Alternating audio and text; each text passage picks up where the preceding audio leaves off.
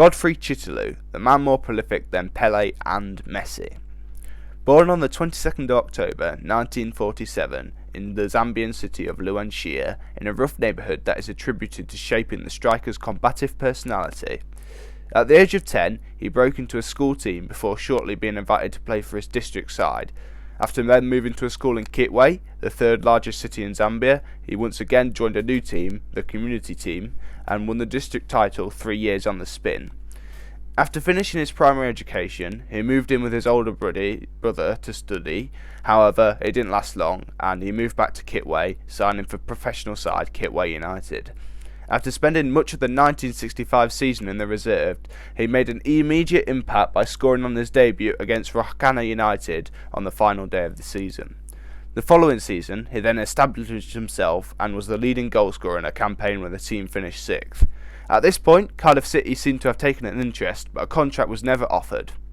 In 1967, his bad discipline caused him to receive a season-long ban when he was booked after persistent fouling, but proceeded to give the referee a fake name and therefore saw red. His protest led to the FA giving him the ban.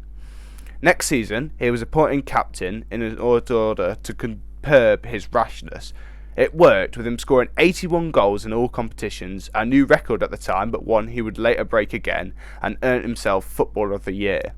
In 1971, he eventually moved to Kabwe Warriors in a record transfer fee of 3,500 Zambian dollars, but not before the Zambian court reduced his transfer fee from an astronomical 15,000 Zambian dollars.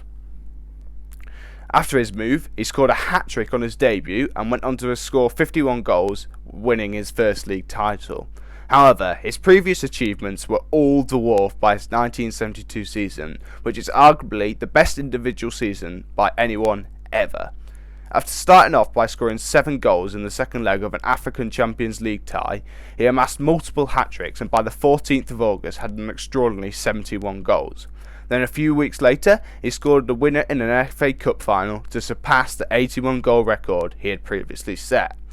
By the start of November, he had reached 92 goals, 57 ahead of the next highest goal scorer, and it also included a run where he scored in 17 consecutive games, although in this category, he still falls short of Messi's incredible 21 consecutive goals.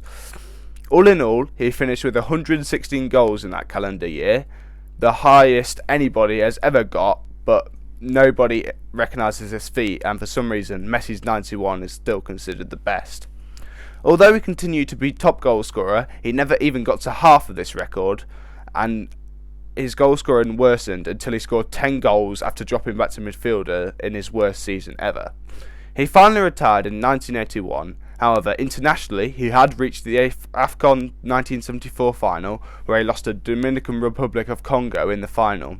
Chitalu finishes Zambia's all-time leading goal scorer with 78 goals, leaving 4th on the all-time international goal-scoring list, only behind Ronaldo, Puskas and Iranian legend Ali, but ahead of Brazilian icon Pele.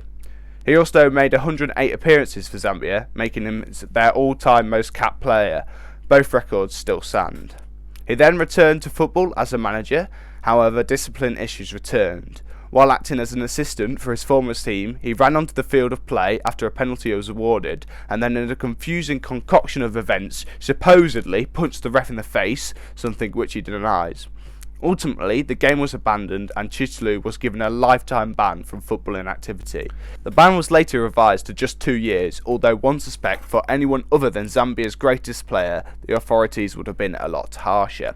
After confusing management spells in the national team and Warriors, where he was twice replaced after good work, his best season came when he got the Warriors promoted back into the top flight, a season after they were relegated, controversially winning the Manager of the Year award ahead of the manager who actually won the Champions League and League double. Zambia then looked to be heading for a World Cup after his appointment, but disastrously the squad died in a plane crash off the coast of Gabon on the way to play Senegal, in which Chitalu died. The player, by no debate, is one of Africa's greatest, and his former club aptly named their new stadium after the striker.